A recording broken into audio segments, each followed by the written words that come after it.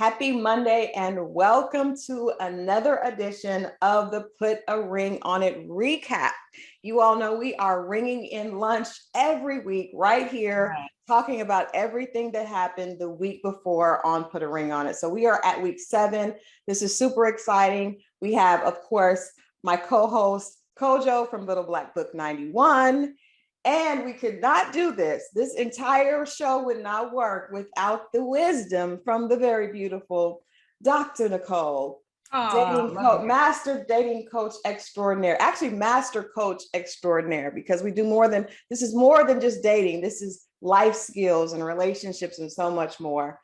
So you all are here. You know what we do every week. Make sure that you are putting your comments in the chat so we can see them. We love to read your comments. We're actually going to be talking to some of you all in the upcoming week. So make sure that you leave your comments. Let us know what you think.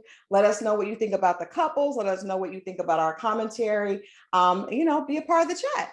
Yes. Mm-hmm. Well, I mean, this week again was another tantalizing episode. Dr. Nicole, you put in the work. Tantalizing, scrumptious, you know what I mean? Delicious, all the kind of descriptions out there that describe food. But I mean, honestly, it was a good episode to watch. I think we got to see a far more in-depth kind of insight into the different couples. I specifically was quite interested in seeing more of Alfonso and Shay. So we really got to see some different insights into that. So Dr. Nicole really put some work in. I want to ask you two as well, Dr. Nicole and Christal, what was your overall thoughts of that actual episode, what you watched?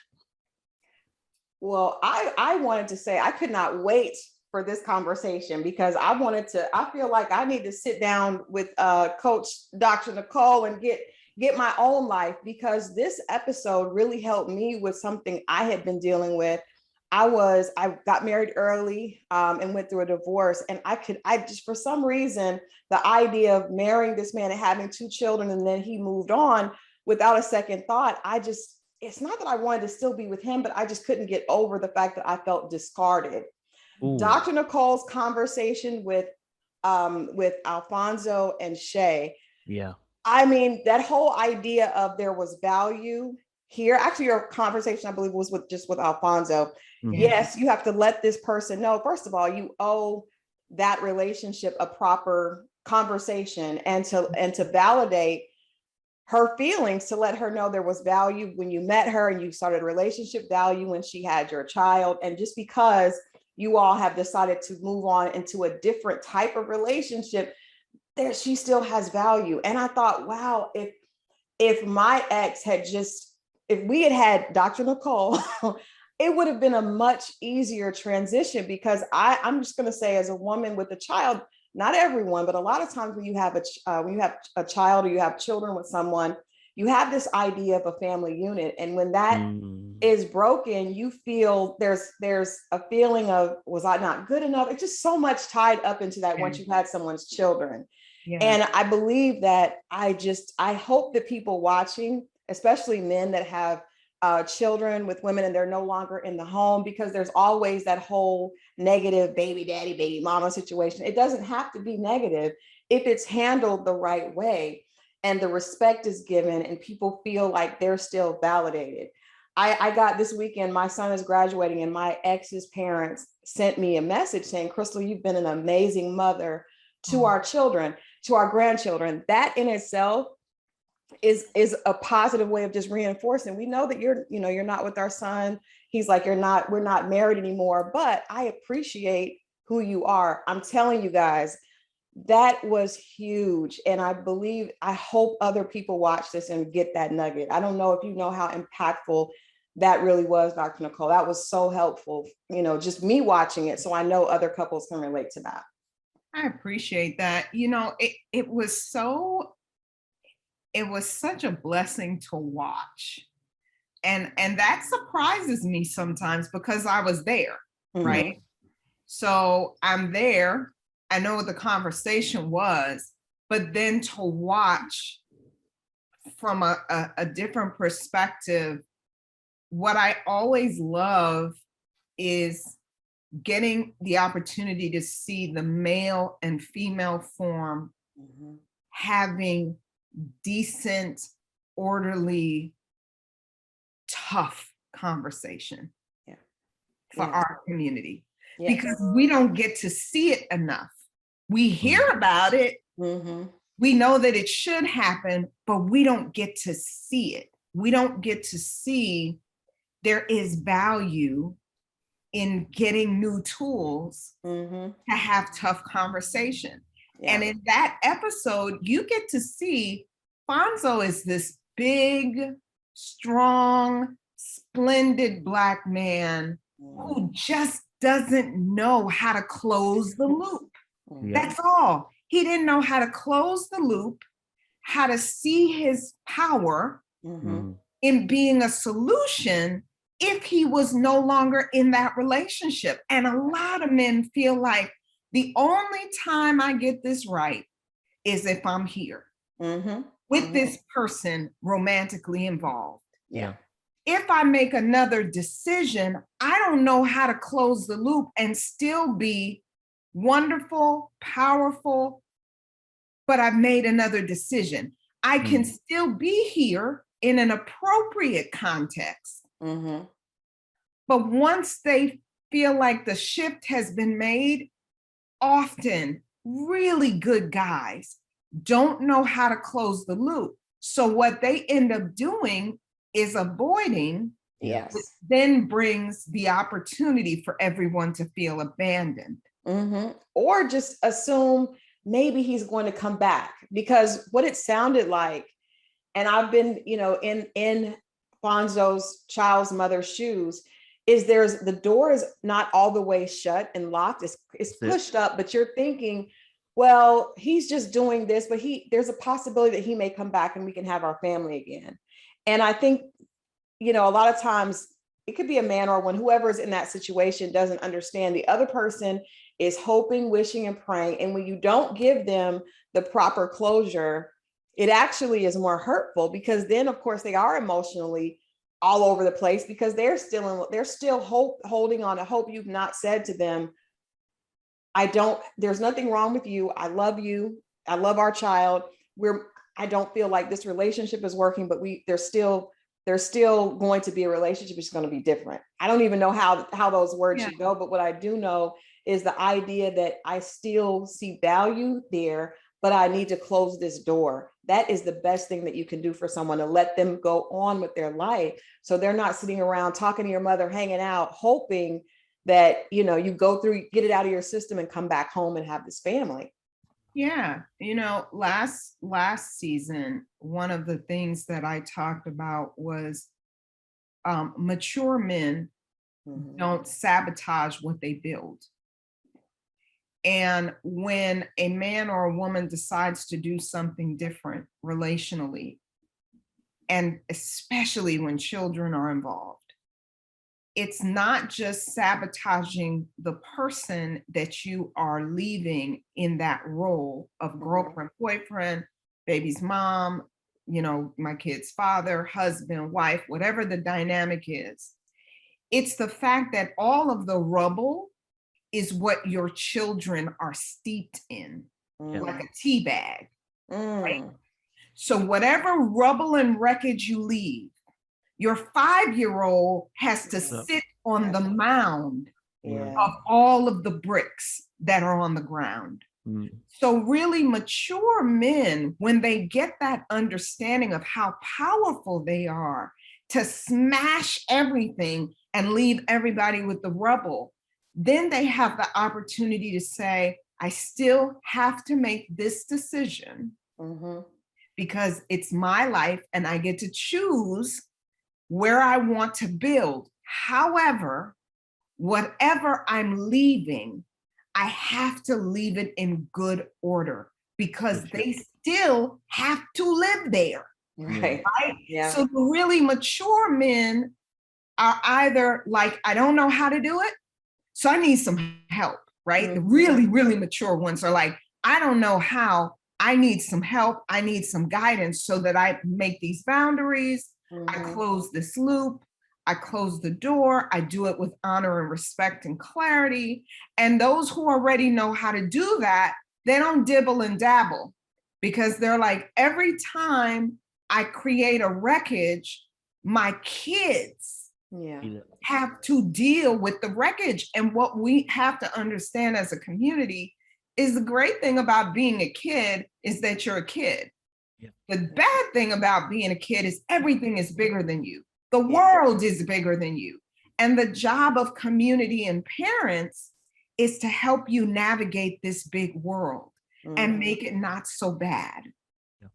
And that's the role of parents. So just because you don't want to be together anymore, we could see in this episode with Fonzo that he wants to do the right thing. He just didn't know how to deal with the conflict, the disappointment in the eyes of the woman that he would have to sit with to say, this is not working anymore. I no longer want to do this. And then to create a new agreement of you being valuable as the mother of my children, but no longer in the role of a love interest. Yeah. Every man that has gotten the tools to do it has been super grateful that they did it. Yeah.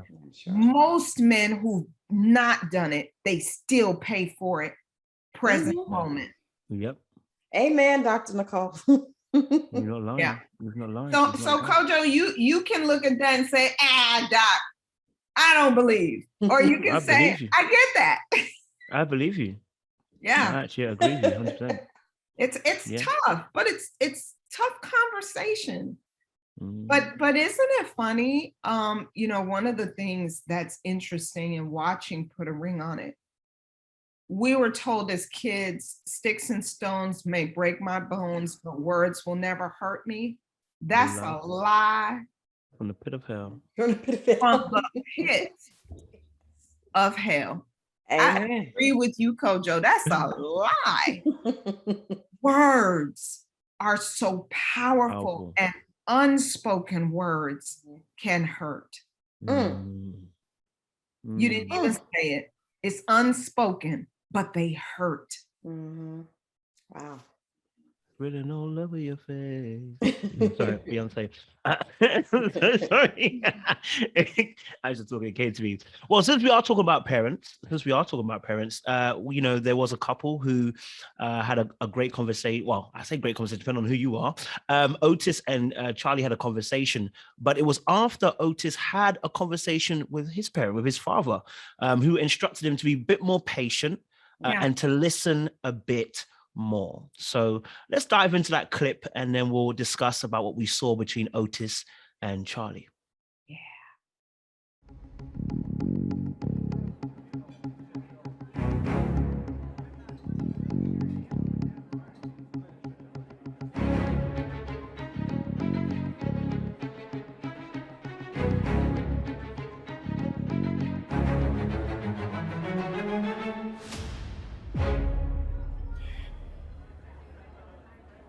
Charly, you asked me how I felt about the last session. And, as I had shared with you before, I felt pretty bad about it. Felt terrible. Be honest, I hurt you. And I hurt you in, things I did. And, I was very freaking wrong. Charly, I know that I hurt you. I'm sorry. I'm terribly sorry. I know that, it's not impossible to make it up to you, but I'm gonna it up. I feel like I'm at fault. Maybe in the past, I haven't been as vulnerable when it comes to showing my feelings. And at this moment, I can only hope that she sees how I really, really feel about her. You never really hold yourself accountable for things. Even right now, in the beginning of the conversation, you didn't want to. I mean, I know that maybe it looks like I don't value that as much because I know I do. We put a lot into this. I don't want to throw away 3 years.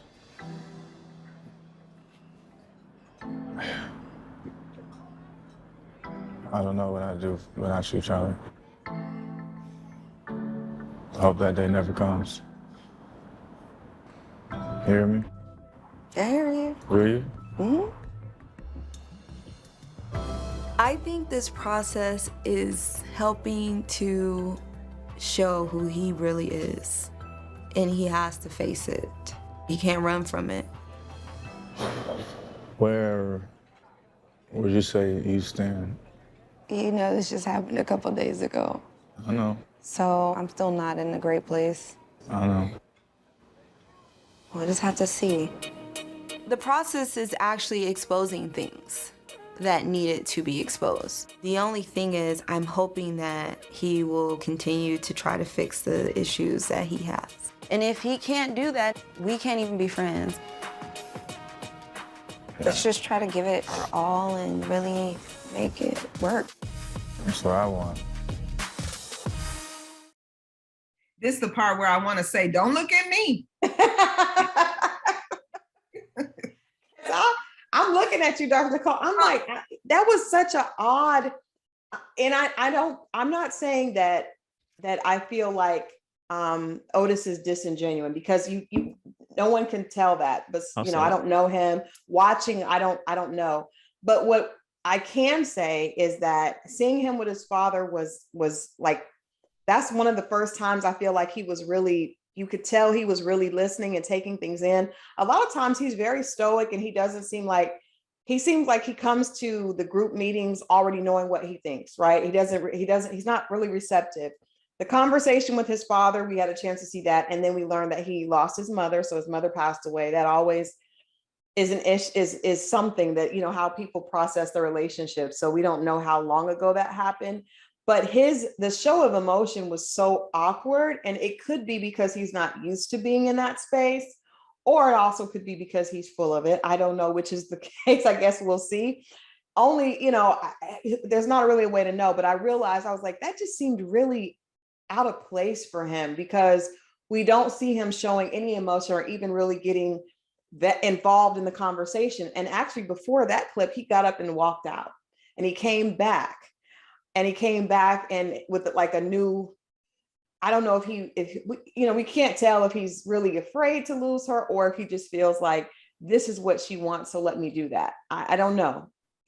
I may have fell for it a little bit, Kojo. I know you're not an Otis fan. I'm so sorry. I couldn't buy into it. I'm going to turn to the player code 305 and look at this page here and say, sir, I don't believe what I saw.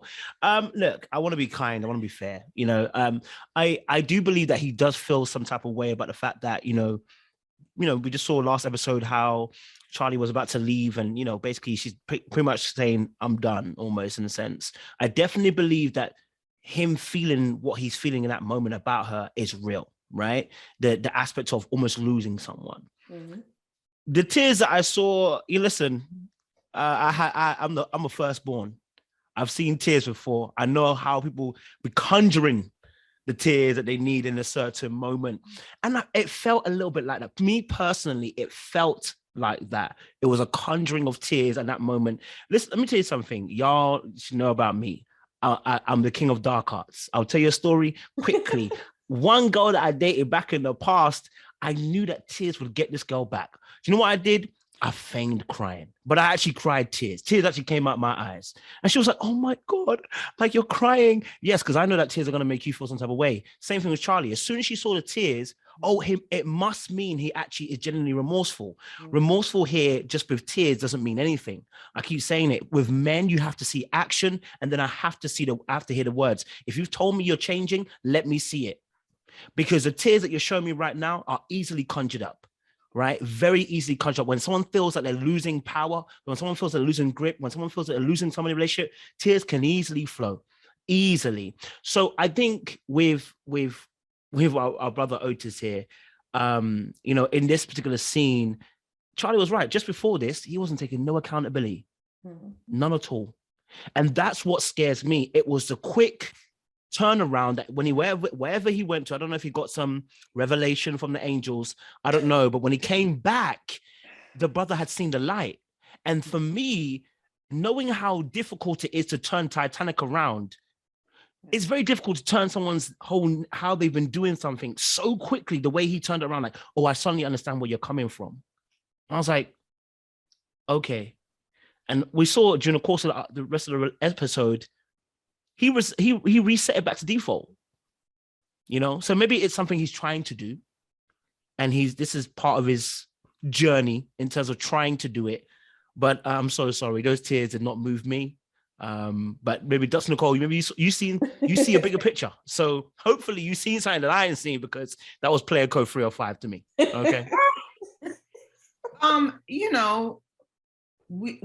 We will show ourselves if you let us talk. It's a very interesting thing how we struggle to not see people, though the person is showing you where they are. If you want a healthy relationship, it's very important that the person can see themselves so that they can see you. You can see yourself so that you can see them. And that means you can see each other. So if something is done that causes harm, it is an infraction, it is a poor choice, it is a violated boundary, whatever the case may be. The first thing is, can I see what I've done and how what I've done has diminished what we have and has caused you harm? Can I see that? Then do I own my part in it? And then do I want to be a part of helping you heal? If I don't want to be a part of helping you heal, then it's really about me not having to feel bad or responsible about what I've done. Yeah. Right? And that's a problem. And for many men, that is a challenge. Because often women have practiced feeling and they practice a tolerance of being able to feel over a period of time until resolution, until the feeling dissipates, all of that. Men often, especially in our community, are either you're not validated for the power of you being able to feel, which means you're human, right? They're not validated for that. And then if they do feel, hurry up. Hurry up so you're not feeling, right? But to help the other person heal, it can't be about your inability to manage what you're feeling.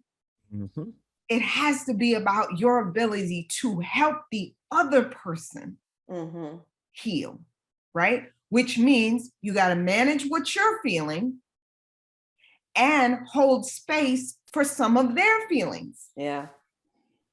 If you can't do that, then it becomes, I said, I'm sorry.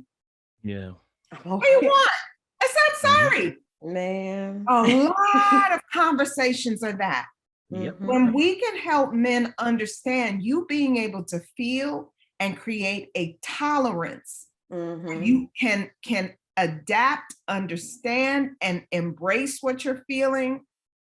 5 minutes of feeling, 30 minutes of feeling, a day of feeling, a week of feeling. Oh my God, you have not died.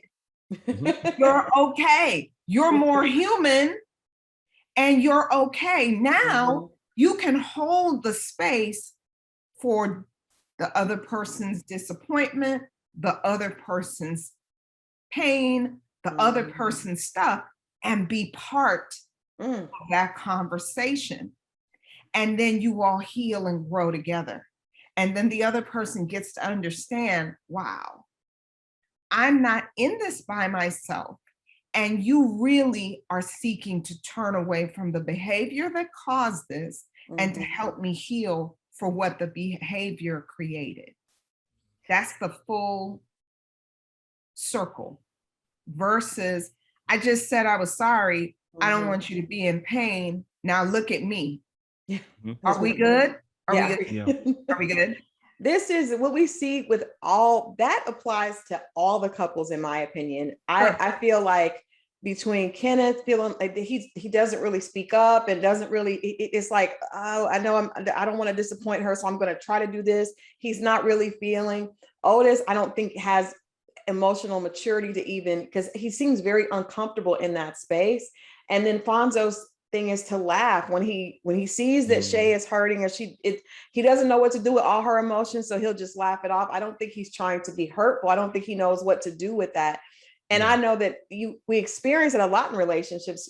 A woman is pouring out all this emotion and the man is like, I don't know what to do. But if he doesn't even show his own emotions, how can we expect them to deal with ours? I never ever thought about that, Dr. Nicole. I'm learning myself. I need to be on. Well, I don't need to be on, but yes, I need to. This is good for everybody. Like it's good, just relationship, period. Because it could even be just a friendship, and one person is not emotional, and then you're emotional, and they don't know what to do with all that emotion. I'm like, So in season 1, Tamika and Vince were awesome. There's something that our audience did not get to see. Because Tamika would cry all the time. Yeah, I remember this. And one time we spoke, and I said, "You're going to short circuit his computer." And she said, "What do you mean?" I said, "Too much water, too much. He doesn't know how to process all the water, right? And you don't want him to be desensitized by all the water." Because she cried often. That was her way of emoting. Nothing wrong with that, right? So no judgment on that. That was what she felt. But she wasn't always conscious of the fact that there were points where his cup was full and he didn't know what to do. Right. So he would short circuit because all that water was just saying to him, you can't redeem yourself. Yeah. And often for men, they're like, if I'm holding the space to help you heal, how do I manage the fact that I feel like I broke it? Every time you're not in a good place, I feel like I'm still breaking it. And it's like, you're not still breaking it. If she can forgive and she can accept your apology, that means I understand that you either didn't mean to break it or you broke it and now you're taking responsibility for it. Right. But you got to give us time to put the pieces back together of what has been broken. And if I'm left to do that myself, then what it will feel like is what was most important is that you don't feel like you broke it. What's most important is that I put the pieces back together by myself so that you don't have to feel. Yeah. We need to take up a love offering at this point. Put on basket. I'm telling you, this is good stuff. That's the love offering goes to this is like, I think most couples need relationship coaching, because the idea of expecting something from someone else that they can't even do for themselves, but not realizing that, it's just like, we want what we want, and you see, especially with all the women, they're pouring out, especially we see that with Shay and Charly, just very emotional. And we see the guy, there's just not a response. And I never thought about the fact that we don't even see him do that. I'm sure if Fonzo is hurt, he doesn't have the same way of sharing that with Shay as she does with him. The same thing with Otis. We know that Otis is human. He has feelings. I know he does not share his hurt the same way that Charly does. So if they don't share that way, how do we expect them to understand and be able to handle how we share with them? It's just, I never thought about that concept. So we will be passing the bucket throughout the chat. Make up a little something for the wisdom of Dr. in the chat. Yeah. Leave a little something in the comment section. Just saying. So since obviously we're passing the bucket around for the past couple, let's talk about another couple that also seemed to need Dr. Nicole's help as well. Shorty and Kenneth. Kenneth was frustrated with the last conversation that he had with Shorty. He even said he wanted to wait for Dr. Nicole before he spoke again. But he had an interesting conversation with his brother, who told him some harsh truths about particularly what the relationship with Shorty may be like. Let's have a little look at the clip and discuss a bit further on and see if we can get some more coins in the basket. Me and Shorty have been arguing a lot lately, so it's good to have my big brother here so I can relax and chill and just kick back. Well, yeah, where we at with it? Looking into maybe like getting a house. We're in the city? Going ahead and make. That's undecided. What about you? What's your next move? You and Shorty? I really don't even know at this point, man. We're in a bad space, so I don't know what to think. Seems like I'm fending for the relationship or trying to fight to make it work. You say you are? So now we. I mean, it's a team effort. Two people have to have the input, it can't be one-sided. She has to not just shine a light on you, she has to want to get some help for herself. If things get too heated between you and Shorty, she feels obligated to call our mother, which I don't appreciate. She bashed you to us. Who the hell side she think we gonna take? Don't just not ever talk to my mother and then you call her with some bull. I don't respect that. You're a grown woman. You deal with your own. That's between y'all two. So that was a big red flag for me, because nobody who does that. Shorty was reaching out to my mom to talk about we arguing and she not getting her way or whatever. Like, I'm 35 years old, woman. You think what, my mama gonna whoop my ass or something? In fact, she might get frustrated at you for the bull and want to come whoop your ass. Going into this thing, I asked her, like, man, really, man, do you want us to work? She's like, definitely I do. But honestly, Ken, I need this. I really need you to get this help in this therapy. I'm like, I'm all for it. That's why I'm here. So let me get it all the way. So she's pushing you. Does she not see what's her part? I don't think she see it. I don't think she see her faults and flaws. I just been like just opening up throughout this whole process. Right. She bringing it out, man. She coming with drama and everything else. I always felt like a lot of the focus was on me when it came time for the trouble in the relationship. But Shorty has a temper. I think that's a flaw that she probably need to check and fix. My, oh my. Wow, at least the food look good. Can I say, I'm just happy that somebody has Kenneth's back. It was good seeing his conversation with his brother, because number one, we learned a little extra tea that Shorty has been, the way that she talks to Kenneth and the things that she feels about him, she obviously has no problem sharing them with his family, which is very alarming to me, because that is like a general rule. First of all, a boy's mama. I am a boy mom myself. Like, I'm definitely going to hold my son accountable, but a woman that he's not married to calling me tattletelling on him, I'm gonna be like, well, I'm gonna call my son and be like, why don't you all leave each other alone? Because that just feels messy and inappropriate. It's very inappropriate. And you can't talk down to someone's mother about them. Very much the way we see her talk down to him on, with the cameras there. You want a woman out of your league. You don't have any of the things that you want. You're not this. And even with him, the conversation with him saying to his brother that she told me that she wants us to work when I fix myself, from what we've seen, and definitely we understand there's problems on both sides, but it does feel very much like Shorty feels like she's perfect. She's the perfect match. She's the woman that's up here, and he needs to rise to her level. But really, I always go back to, if you really felt like that about yourself, then you wouldn't even be in a situation like this, So, but I think that we see him, with the exception of him with that trifling bank account that I have not forgotten and I will not forget. But aside from that situation, we see him constantly bending, constantly saying, okay, you want me to do this? I'll do that. I'll do this. I'm not going to go on a date because I know what I want. What should I do, Dr. Nicole? Like, he's very receptive to trying to fix it.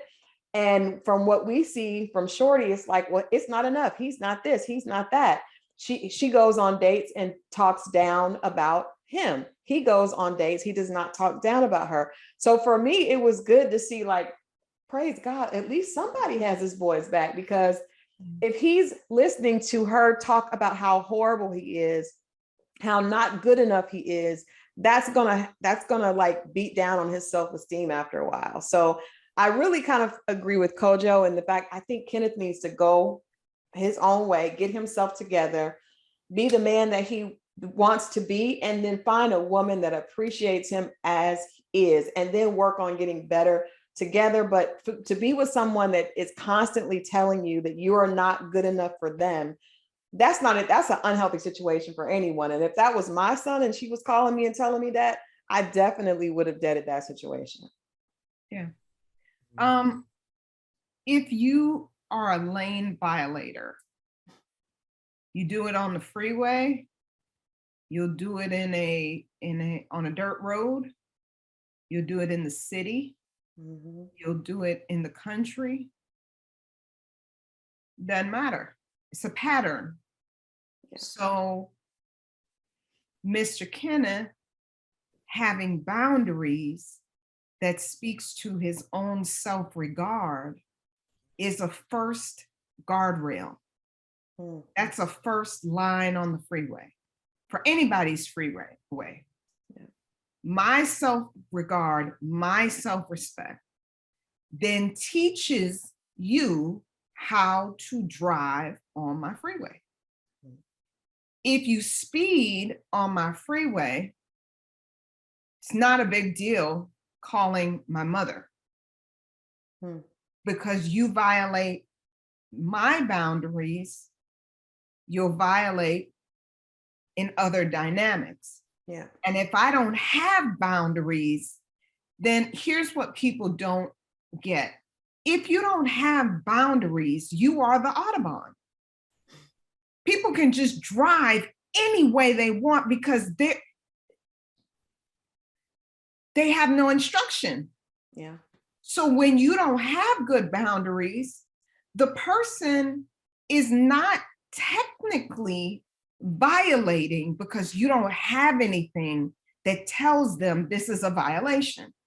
So a cop cannot stop you from going, I mean, they can, but they can't stop you for 90 miles an hour on a freeway that has no sign of the speed limit. So you violate me because I don't have any boundaries that says how you can speak to me, what's acceptable, what's not acceptable. You then call my mother. No boundaries of how to speak to her, what's acceptable, what's not acceptable.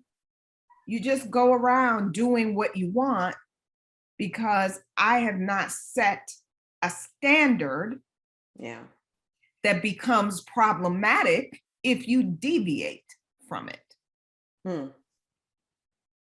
So do what you want. Call my mom, talk about me.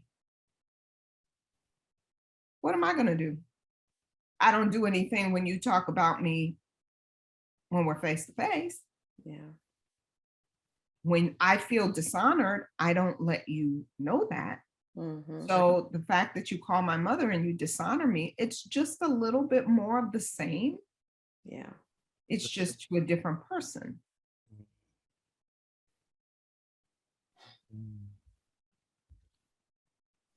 I mean, listen, to be honest, just listening to Kenneth talk to his friend, I think I said this last time about Kenneth, and I think Dr. Nicole, you really just touched on it, which is the boundary issue, because that's what sets you up for the disrespect, that's what sets you up for the commentary that you get from your partner in the way that it's presented to you.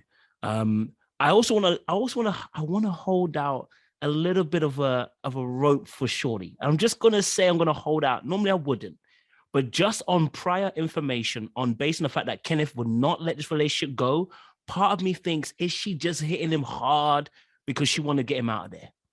Part of me is still holding a little bit of that flame that, oh God, doesn't know how to get rid of him. Maybe if she be mean and nasty on the show, maybe if she goes on certain dates within the capacity, maybe he'll finally get it and maybe she'll be free. Part of me is still holding that little bit of a flame out for her. But irrespective of that, I do believe that this is part of Shorty's disposition. This is part of it is part of her way of operating, her operating system, and how she deals with certain things. And again, we asked that question, if he's out of her league, why have they been in this situation for so long?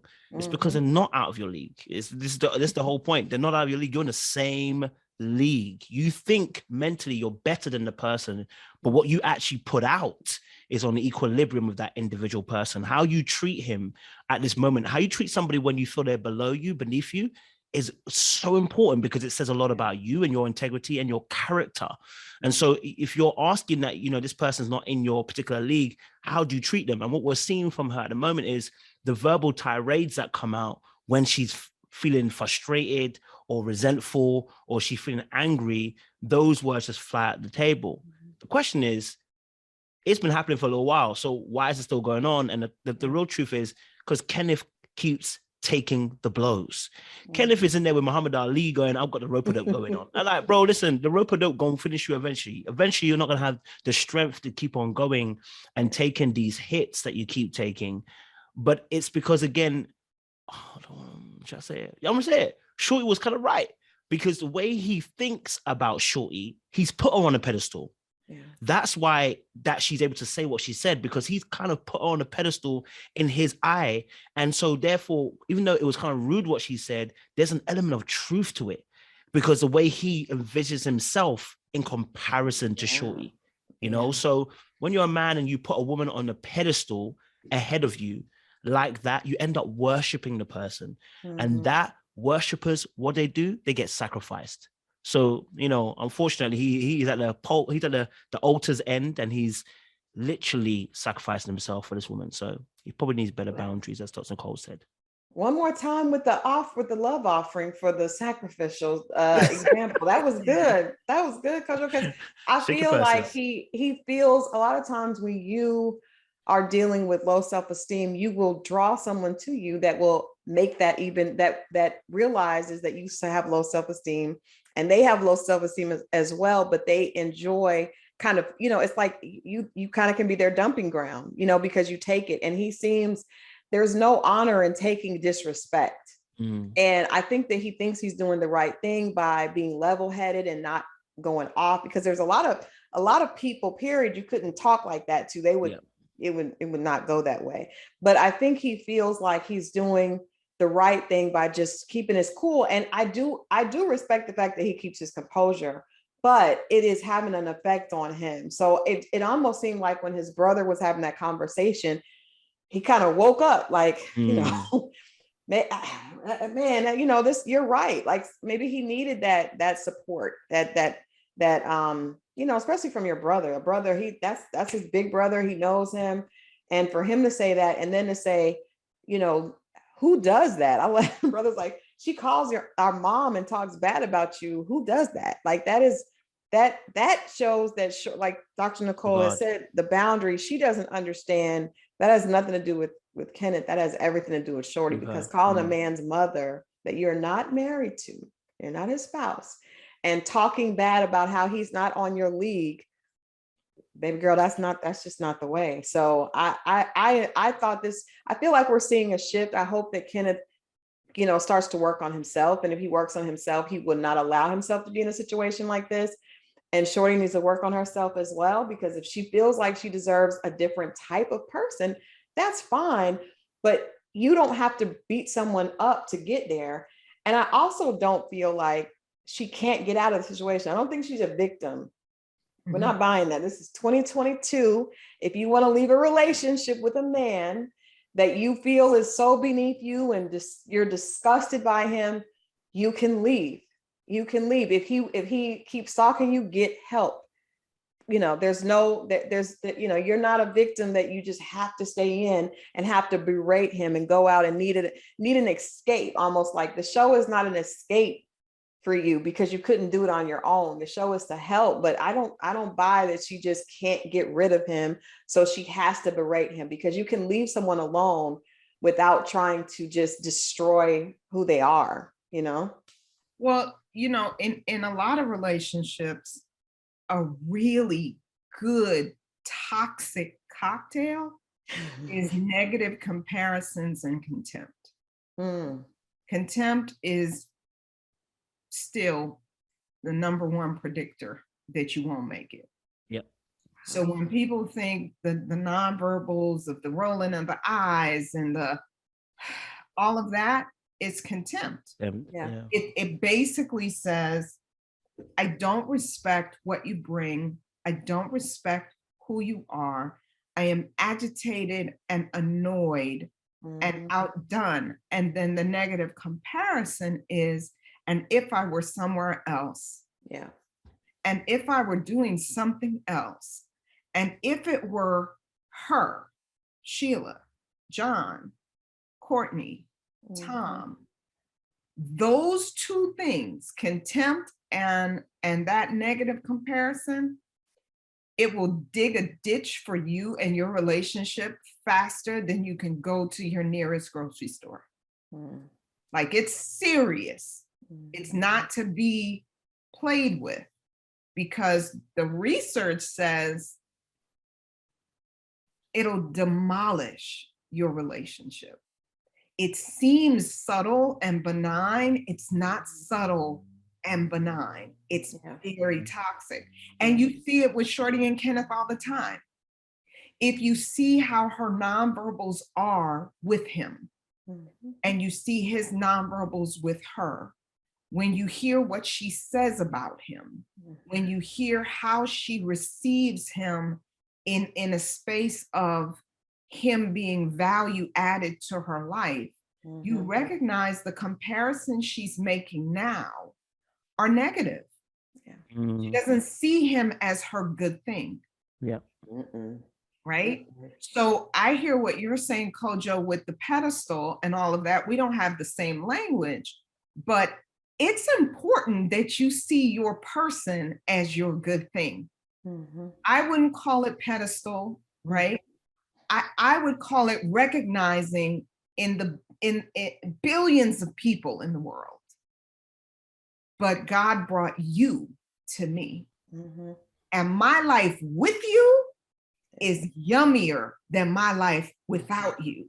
And for that, you are elevated, because I get it. I understand it. You're not just anybody. How you are to me and what you bring into my life gives me a yummy that is like, yes, baby, yes, right? And we're not talking about sex. We're not talking about childhood, we're talking about this good, like on the inside. Sexually, we get it. Intellectually, we get it. When I bring you an idea and you're like, baby, did Jesus give you that idea? Baby, where did that idea come from? It lights me up on the inside because you get me, right? If we want to call that a pedestal, okay. But if that's what you have, that's some good stuff right there. Because over time, you're building and you're seeing the best in each other, and you're saying, yeah, I could have that. I could be with that person. They're younger and all those glitz and whatever. But this thing that we have, it's beyond any of those individual things, right? So I'm not giving up because I don't even compare you to anybody. You are not to be compared to anyone, because you get me and I get you. Shorty and Kenneth, their challenge is, for whatever reason, whatever has happened, whether they came in with some patterns, they came in with stuff from family, the way they do relationship, you can see it if you know what to look for. And I think every episode, what we're seeing is their ability to see it in themselves. Right? Slowly, because the rest of the room sees it and reacts to it, right? And let's be clear, most of the time in our relationships, people see our highlight reel. Right? So we can be going through it and folk are like, oh my God, they're so cute. Hashtag relationship goals. Behind closed doors is hell, fire, and fury, right? In these groups, we're seeing people have their real conversation of relationship, and the other couples are responding because they're in it. They're there. They feel the energy. They feel if it's right or wrong. They can see how each other responds, right? They're watching the pain in stereo. Yeah. I'm watching it in stereo. And if you short circuit it, then the couple sometimes doesn't get the opportunity to see how deep it is. Right? You know, it was interesting too, to hear later, Kenneth said, you asked, how did he feel about the way that Shorty just praises anyone she goes out with? Everyone you all have fixed her up with, she praises that person. And he said, well, it doesn't bother me much because that's the same stuff that she said about me when we first met.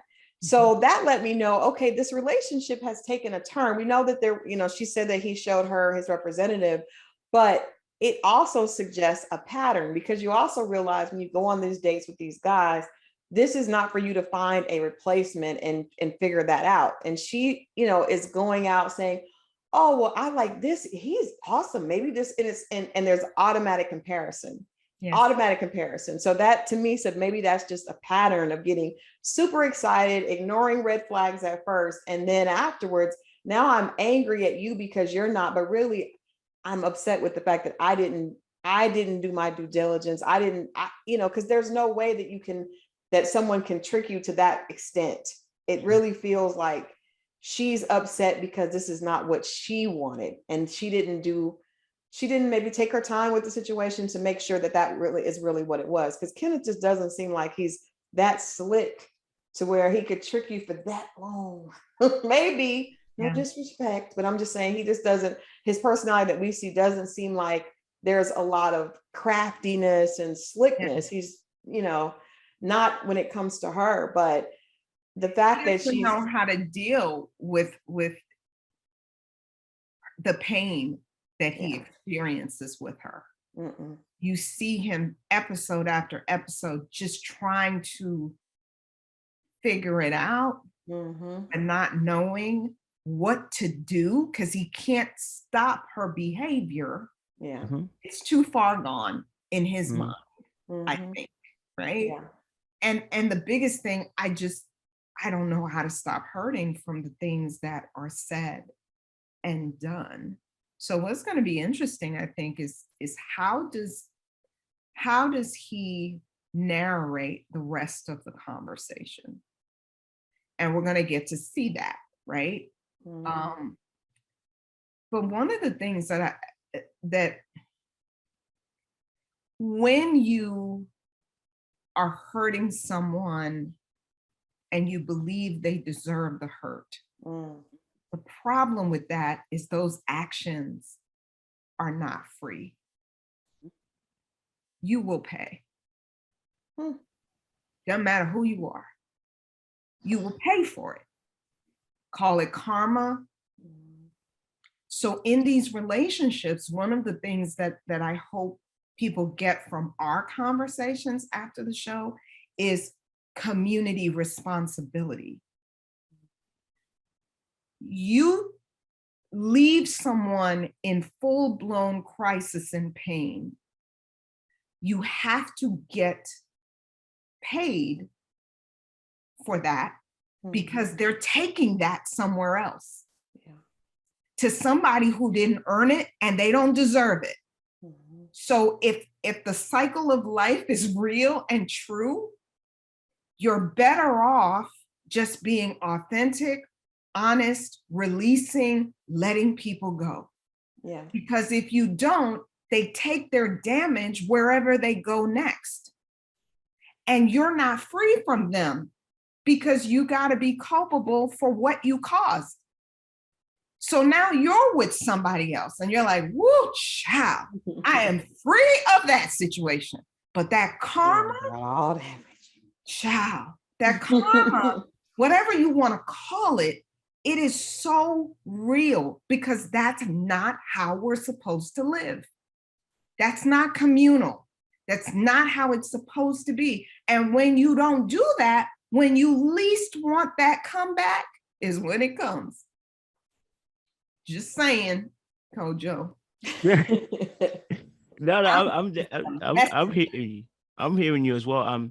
I guess I'm looking at Kenneth, because I think I've gone through something similar, which is, and I said the thing about the Alfonso situation. A lot of us as men, being assertive is not always the most primary instinct of every man. Do you know what I mean? Right. And being assertive, meaning, the balance between being able to defend yourself and being able to say, hey, I got to institute a good boundary here and let the person know this can't go any further. And I'm looking at Kenneth, and what you described earlier on was really good as well. So let me alter what I said earlier on. Treating someone like a queen is not treating someone like a god. There are two instances when Kenneth doesn't get the boundary right, you end up putting that person as a god rather than being your queen. Because yes, I should celebrate you, I should adore you, I should praise you, because you're my partner. You know what I mean? You are an extension of me, in the sense also king and queen, right? We're royalty. That should be celebrated. But when your boundaries are not great, when you don't know how to assert yourself and say, I don't like this, and if you continue this, there is a consequence to that action. When there is none of that conversation going on, what happens is the person ends up becoming a god in your life. They can tell you what to do, when to do, how to do it, and where to do it. Do you know what I mean? And it can tell you all those things, and you'll take it because you're trying to hold on to that person. Mm-hmm. So until he begins to establish that, and that's a personal journey. That's got nothing to do with Shorty. He, as a man, has to go through that journey to discover, that how do I assert myself? How do I stop allowing everything in and say to myself, actually, I don't like that. That ain't cool. And how do I do that without it becoming, I'm about to box you? Because that's where you don't want to go. You don't want to go to the other extreme now. Yeah, where you're fighting everything. No, you want to be able to assert yourself to let a person know, this is not working for me, and I don't like what you're doing. This is how I feel about what you're doing right now, right? And it's how it impacts me. And that, finding that language, which we've been speaking about for the past few weeks, Nicole, you've been talking about, that expressing that language is where knowledge is needed. Because without that knowledge, it's very difficult to be able to express, this is what I'm feeling. I know I'm feeling it, but this is how I'm feeling. Let me articulate it to you so you understand where I'm coming from. Because when we saw that conversation with Shorty, I mean, she literally trashed him. Like that conversation she had with Shorty, she trashed him. She put him into the ground.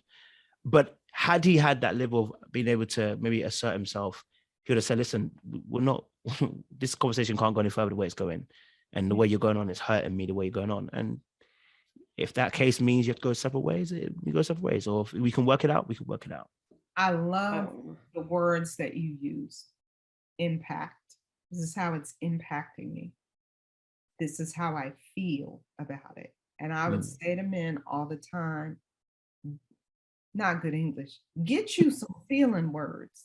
and guys will say, well, Doc, what do you mean?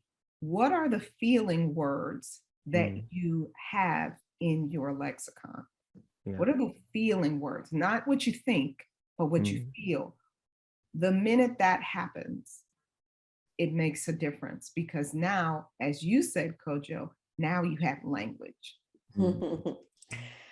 Well, we are at our last couple, and this has been, we saw Otis talk to his father. We saw Kenneth have a conversation with his brother. Family has been one of the biggest issues for Shay and Fonzo, and how they're going to be able to kind of get to a place where their family is actually able to blend. Shay has been talking about that. And there's a little bit of a breakthrough that we've seen. This breakthrough has really allowed Shay to have a new perspective after you kind of got her straightened out. She has a new perspective when dating. Let's check out this clip, which from Shay and Alfonso. Miss Shay. Yes. Mr. Alfonso, family dynamics have been one of the biggest issues that you've talked about in your relationship. Right. Tell me about how your discussions went. I met with my mom and one of her older sisters, my Aunt Denise. Mom and auntie. Ooh, yes. How was that? The family dynamic between my family and Fonzo is extremely good. They call him Fonzie. Like, they have all kind of names. They've made a nickname for Yes. him. Yeah. I've never had them take to someone like they've taken to him. Okay. Which has in turn kind of made the situation more difficult for me. One of the fears that I had, like, would my family really accept this just isn't for me? And they let me know that that's okay. As much as they love him, as much as they care for him, it's okay. So now that you have this clarity from them, what does that do for you? It puts me in a space to really think about myself. Can I handle it as is? And the answer is no. So if I decide to walk away, it's okay. I gotta get on my game about this whole thing because I'm not doing enough. And now my eyes are open to it. For her to be that serious about it, I knew I had to really fix it. I cannot change him.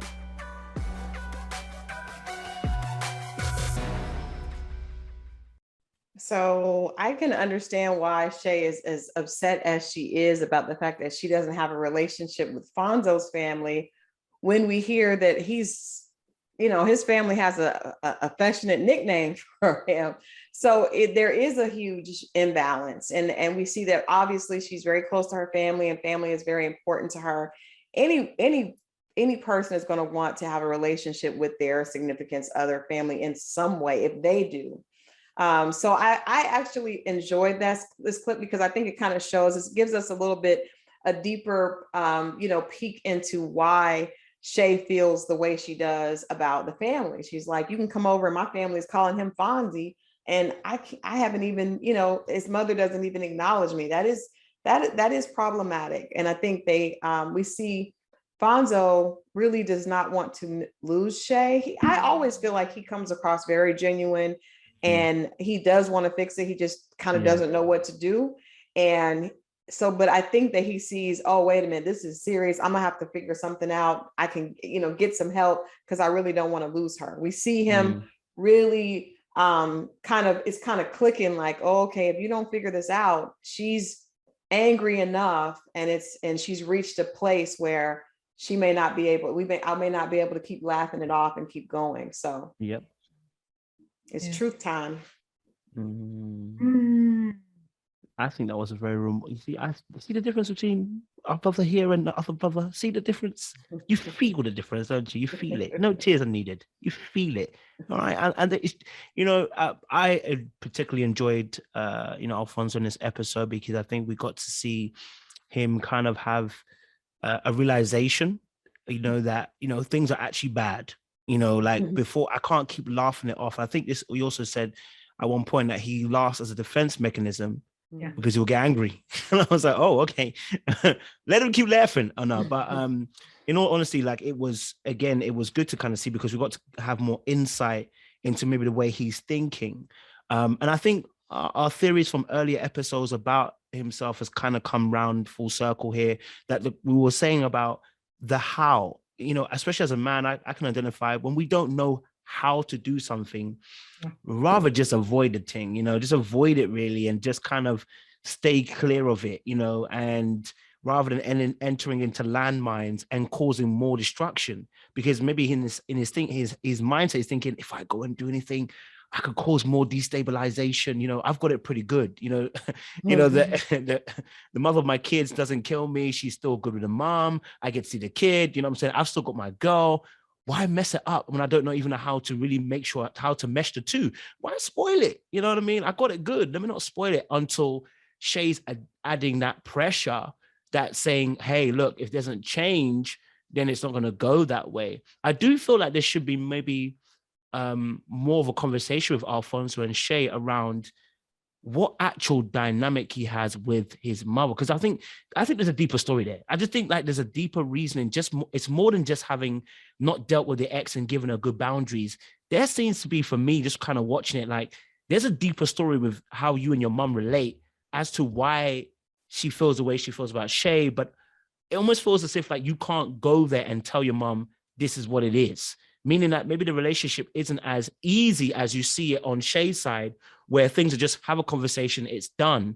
And I think that difficulty of having to maybe unravel the history, at length, and maybe trying to untangle these wires and cables that you have, not knowing where to start, is difficult enough. And then thinking, okay, Shay, how am I going to explain this to you, that what I'm seeing and what I'm feeling and what I'm kind of going through my family, you saying you want to have that thing, we don't have that perfect dynamic. You know what I mean? Like what you experience over there, I don't have it. So, that can also be a little bit of pressure for him as well. So I think I got to see a different side of Fonzo, and I really did find myself, being drawn to him, and be like, bro, I'm hearing you, bro, and I can see the struggle, and I appreciate your genuineness, at least in you saying you want to make a change, and I can feel that genuineness in terms of changing. And Alfonso is transparent about a couple of things, right? One of the things that he says is he's been with a lot of women, right? And sometimes we don't connect the fatigue that our family has in some of our behaviors, right? They're watching, and sometimes our families say, you know what? I'm done with all of it until you make a decision and we're clear that decision is permanent. Done with all of it.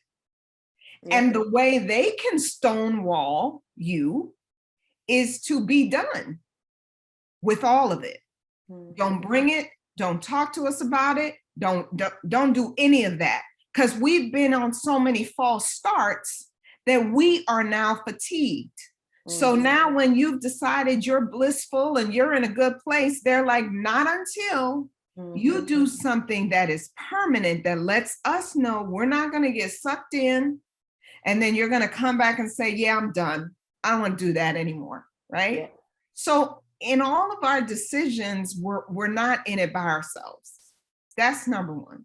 Number two, avoidance.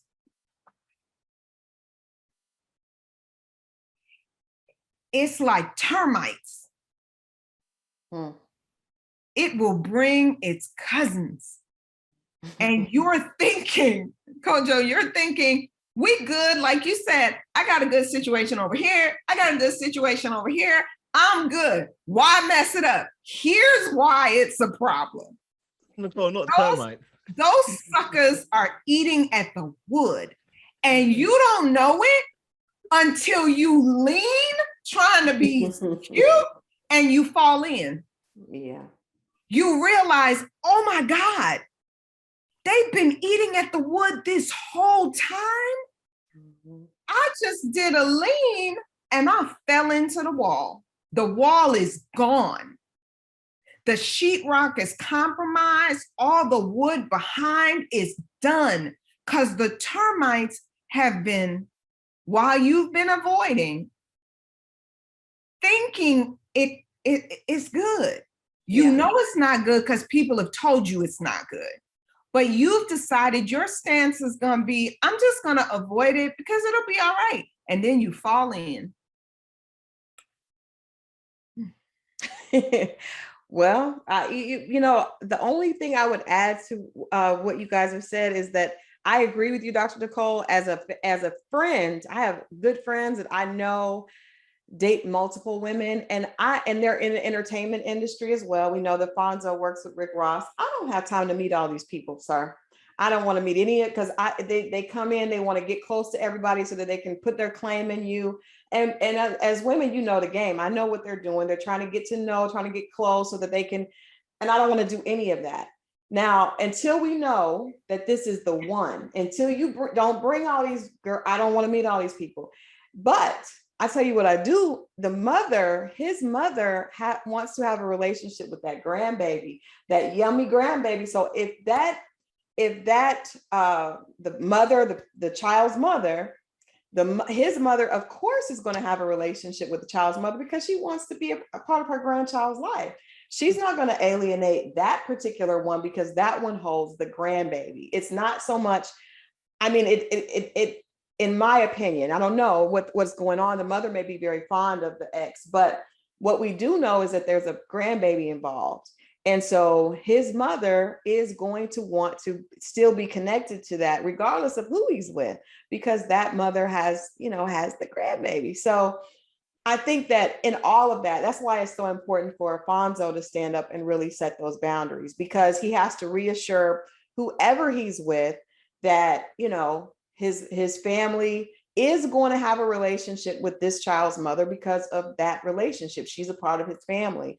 But he also, if he's serious, because again, if he's serious about Shay and they do really want to get married, and it seems like he really is, then he has to find a place for her, and he has to find a place for everyone to feel comfortable in their role, as a blended family. Because ideally, Shay, if Shay and Fonzo are going to get married, Shay's going to be a part of that child's life as well. And it sounds like Shay is kind of alienated from everyone in Fonzo's family. She hasn't even talked about interacting with his child a lot. And if we know that the child's mother and his mother are close and there's a disconnect, I guarantee you she's not able to interact with that child, because that child's going to go tell his mama, and the mama going to say, who you got my baby around? And then Fonzo's in trouble all over again. So I think, this is a real issue that I think probably most people have. Blended families are the norm. So you have to figure out how to do that. And as the family, sometimes you can feel like, I don't want to be in the drama. Leave me out of the drama. I am going to have a relationship with this one because this one has my grandchild.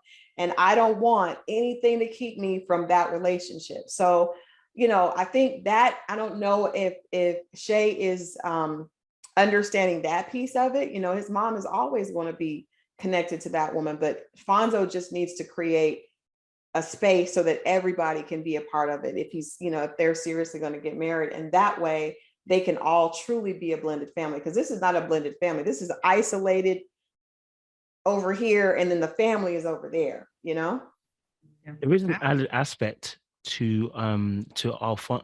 If I'm on Fonzo, I'm thinking about this also aspect. I definitely believe he needs to work on the boundaries, helping to bring the blended families together and work on that aspect. But there's another aspect which is highly, highly probable. Shay's insecurity and how she deals with other women is problematic. Yeah. Bringing someone like that into a scenario where I've got a scenario where I've got the mother of my kids in a good position where I don't have beef or arguments per se, it seems like, and it seems to be working as it is. To bring someone like Shay into, can I trust you that when you come into the scenario, you're not going to blow it up for me? Can I trust that when you feel a certain type of way, you're going to be mature, you're going to be grown, and you're going to deal with it in a way that would help further relations? Or are you going to deal with it in a way that's going to make it volatile? Because as far as I'm concerned, what I've seen from Shay, I can't trust you to bring that scenario. I'm so sorry. You want it, but I can't trust you. You've not shown me anything at this moment that says, oh, bring Shay into it, she'll be fine and she'll blend. No, as soon as you feel like you're being alienated, or you feel like someone's not on your side, or you feel like someone's maybe going against you, volatility comes straight into the play. And with a child in the situation, I can't afford for you to do that. And this is what happens when, and the thing with men, us as men as well, is sometimes you ask the question, and I've been in a situation myself where you ask the question, so why haven't you married that girl? Oh, I don't know. You do know, but you ain't addressing the key issue. There's something that person is doing, you're not liking it. It hasn't been addressed. So I think also the reason why that hasn't happened is because I just deep down as you were talking, Christal, I was like, oh, wait, this girl here has been in several situations. Oh, ghost, bringing her into that scenario could be scary for Alfonso, because I could potentially lose the connection I have just because you feel some type of way, or if I say something to the girl and you think I'm trying to move to her. Oh, sadness. No, that's true. I agree with that. I thought that too. I was like, well, because at the end of the day, he does not want to mess up the relationship with the child's mother, because that is the access to the child. When parents are fighting, the child is torn, and it's horrible. And Shay has shown us, and we see from Alfonso's body language, he's used to her going off. This is their pattern. If she comes to the situation thinking she's going to tell the child's mother, this is how it is, and you don't do this and you don't do that, because she's very territorial. Everybody is the ops. That does not bode well for a peaceful, harmonious relationship with the child's mother so that you can continue to have a beautiful relationship with your child. So I would be afraid as well. I would laugh and turn my head to the side because if I was Alfonso, I would not introduce Shay to my child's mother. Now he has to have a conversation with his mother, but she can't, if she acts even a little bit like she's acted with his past dates, and the child's mother is probably not, I assume that she's not going to deal with it the way the other ladies have. So, because she's like, I have history, I've been here, like that's a Molotov cocktail waiting to explode. So hopefully Dr. Nicole can help them through that. I don't know. Termites. Termites. That's all it is. Because it can all be corrected through communication, boundaries, and self-correction. Yeah. A lot of that, Dr. Nicole, a lot. A lot. Not a little, a lot. He's getting better. He's getting better. Getting final with a one. I hear you. Well, you know what, audience members, listen, the conversation's reached a beautiful head. So let us know your thoughts down below. Do you agree what we've discussed? Do you have a different point of view? Are you seeing things differently to how myself, Dr. Nicole, and Christal are seeing things? Whatever you feel, let us know in the comment section. And don't forget as well, as we come to the head of this show as well, that look, people are in relationships and we're seeing them. But remember, we're meant to be learning from them, right? Just because we're not on TV, we should be learning from these couples. But my final sentiment is to say, make sure you like, you share, and you subscribe to Own TV. Follow Christal XO on YouTube.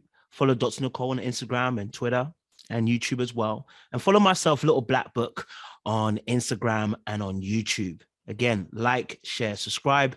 And we're going to see you again for another crazy, entertaining, deep, healthy conversation around Put a Ring on It. And make sure you pass the plate around as well. We need your monies. No, I'm just kidding.